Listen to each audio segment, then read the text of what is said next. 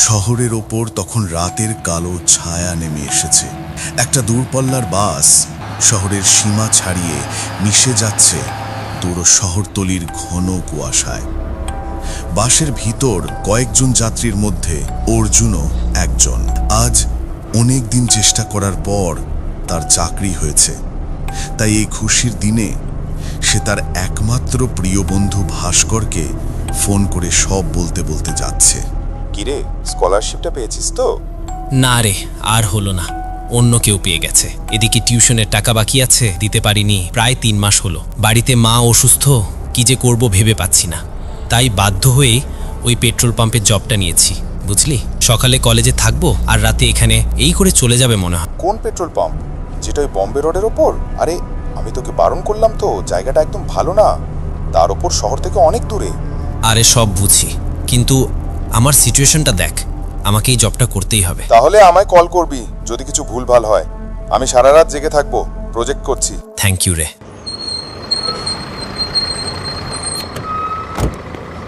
বাস অর্জুনকে একটা ফাঁকা বাস স্ট্যান্ডে নামিয়ে দিয়ে গেল। বাস স্ট্যান্ডের উল্টো দিকেই পেট্রোল পাম্প। সেদিকে এগোতেই ফোন বেজে উঠল। হ্যালো। ওই পুত্তার, পাম্প পৌঁছে গেছো? হ্যাঁ স্যার, পৌঁছে গেছি। তোমার কাছে চাবি আছে না? হ্যাঁ স্যার, আছে। চাবি খুলে ভিতরে যাও, আর সামনে বাঁদিকের একটা ড্রয়ার আছে, ওর ভিতরে একটা ডায়েরি আছে। ওটা খুলে দেখো, ওতে কিছু রুলস রেগুলেশন লেখা আছে, পড়ে নাও। Okay sir. আমার ফোন সুইচ অফ করে দেবো, তাই রুল বুকে যা যা লেখা আছে তাই ফলো করো। মনে থাকবে তো, একটাও রুলও ভুল করলে চলবে না। Okay sir. তাহলে আর কি, গুড লাক পুত্তর, গুড নাইট। অর্জুন হাঁটতে হাঁটতে পাম্পের কাছে এলো। চাবিটা পকেট থেকে খুঁজে তালা খুলে পাম্পের অফিসে ঢুকল। অর্জুন অফিসে ঢুকে বাম দিকের ড্রয়ারটা টেনে খুলল। সেখানে একটা পুরনো লাল রঙের খাতা। দেখেই বোঝা যাচ্ছে অনেক আগেকার। খাতা খুলতে অর্জুন দেখল তাতে অনেক নিয়ম লেখা। কোনো কাস্টমারের থেকে তার গন্তব্য জানার চেষ্টা করো না, শুধু ট্যাঙ্ক ভরে দাও আর টাকা নাও, ব্যাস। কখনো জিজ্ঞাসা করো না কেন, শুধু ফলো করো। যদি কোনো গাড়ি আসে যার হেডলাইট অফ, এমনকি ঘন অন্ধকারেও, তাকে লাইট অন করতে বলো না, শুধু তেল ভরে দিও। যদি কেউ এমন কিছু টাকা দেয় যেটা অসম্ভব ঠান্ডা, তাহলে সেই টাকাগুলো ওই পুরানো ক্যাশ বাক্সে রাখবে, নতুন বাক্সে নয়। অর্জুন অফিসের চারদিকে তাকালো। দেখল টেবিলের উপর একটা নতুন বাক্সের পাশে একটা পুরনো জং ধরা টিনের বাক্স রাখা আছে। রাত 3টের পর সব জানলা দরজা বন্ধ করে ভিতরে বসে থাকবে। কোনো কিছুতেই দরজা বা জানলা খুলবে না, এমনকি জানলা দিয়ে বাইরে দেখবেও না। জানলায় পর্দা টেনে দেবে। যদি রাত 3টের পর বাইরে কোনো গাড়ির হর্নের আওয়াজ পাও, জানবে তুমি কোনো এক নিয়ম মানোনি, খুব বড় ভুল করে ফেলেছ, তোমার আর বাঁচার রাস্তা নেই।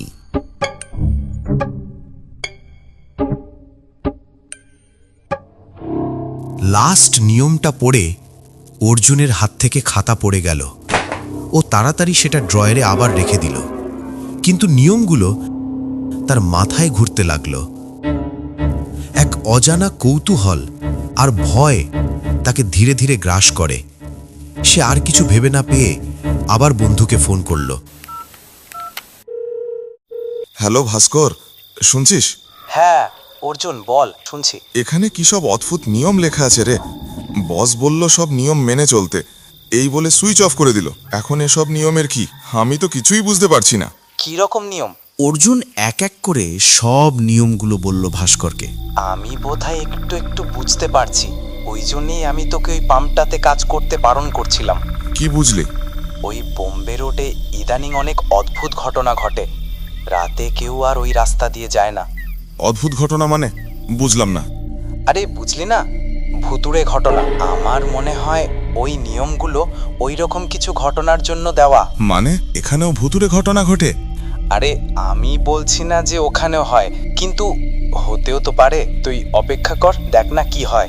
হ্যাঁ, অপেক্ষা করেই আছি, কিন্তু কার বা কিসের জন্য সেটাই বুঝতে পারছি না। অর্জুন পেট্রোল পাম্পের ভিতরে বসে ফোনে ভাস্করের সাথে কথা বলতে থাকে। এদিকে পেট্রোল পাম্পের বাইরে নিয়ন লাইটগুলো হঠাৎ দুবার দপদপ করে কেঁপে উঠল।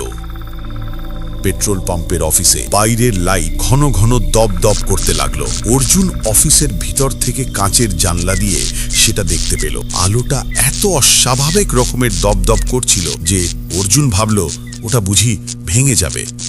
ঠিক করে দেখবে বলে অর্জুন যেই বাইরে বেরোতে যাবে, তখন অন্ধকারের ভিতর থেকে একটা কালো অল্টো গাড়ি এগিয়ে এলো, যার হেডলাইট অফ করা। অর্জুন দেখল গাড়িটা পেট্রোল পাম্পের সামনে থামল। অর্জুন বেরিয়ে এলো, পাম্পের দিকে গেল। ওর মাথায় নিয়মগুলো ঘুরছে আর বুকটা ধুক ধুক করছে।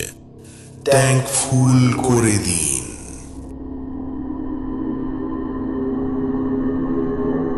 অর্জুনের শিরদাঁড়া দিয়ে একটা শিহরণ খেলে গেল সেই গলার আওয়াজটা শুনে। গাড়ির সব জানলার কাঁচ বন্ধ, আর গাড়ির ভিতরেও আলো জ্বলছে না, তাই কে বলছে তা বোঝা যাচ্ছে না। অর্জুন কিছু না বলে চুপচাপ তেল ভরতে লাগলো। অর্জুনের নিয়ম মনে পড়ে গেল সঙ্গে সঙ্গে। এই রাস্তা কোথায় যায়? অর্জুনের নিয়ম মনে পড়ে গেল সঙ্গে সঙ্গে। সব রাস্তায় কোথাও না কোথাও যায় স্যার।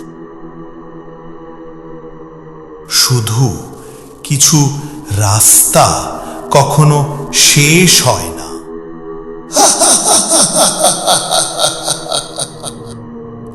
অর্জুন এই কথার কোনো মানে বুঝতে পারল না। 1500 হয়েছে স্যার।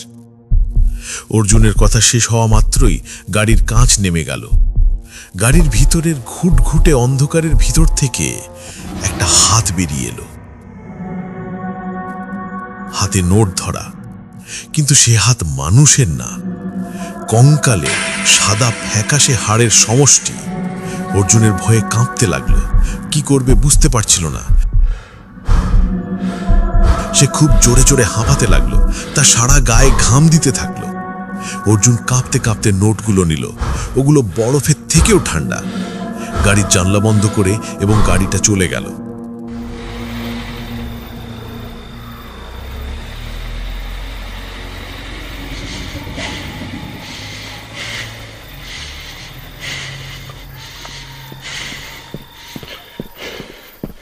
অর্জুন ছুটে অফিসের ভিতর ঢুকে কাঁপা কাঁপা হাতে টাকাগুলো পুরনো টিনের বাক্সে রেখে দিল।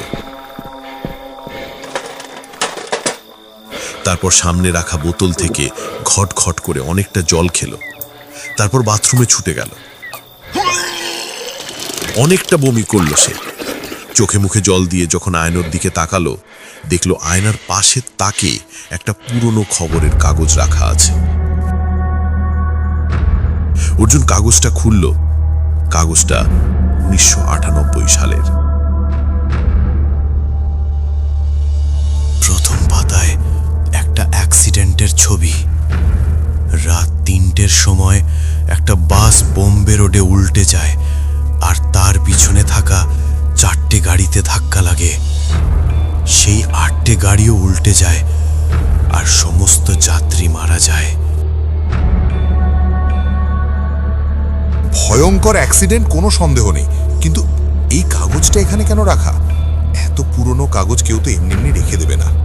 দেখলি, তখন তোকে আমি অনেক বারণ করেছিলাম। দেখলি তো কোথায় গিয়ে ফেসেছিস। এখন আর ভেবে কি হবে? এখন ওখান থেকে বেরোনোর আর কোনো রাস্তা নেই। তুই তো সবই জানিস আমার সিচুয়েশন। এখন আমায় বল, এই কাগজের মানে কি? স্পষ্ট বোঝা যাচ্ছে যে ওই দিন যারা মারা গেছিল তারা এখনো এখান থেকে যায়নি। বাকিটা 3টে না বাজলে বোঝা যাবে না। তুই অপেক্ষা কর। ঠিক আছে, তোকে কল করব, জেগে থাকিস। ঠিক আছে, আমি জেগে আছি। অর্জুন দরজা বন্ধ করে ভালো করে চেক করলো সেটা বন্ধ হয়েছে কিনা। জানলা বন্ধ করে পর্দা টেনে দিল। একটা চেয়ারে বসে হাতে তুলে নিল সেই পুরনো খবরের কাগজটা। বারবার একই খবর পড়ল। সে বারবার ঘড়ির দিকে দেখতে থাকে, কখন 3টে বাজবে। সে ঘামতে থাকে আর জোরে জোরে নিঃশ্বাস নিতে থাকে। হঠাৎ সে ঘড়িতে দেখল 3টে বেজে গেছে।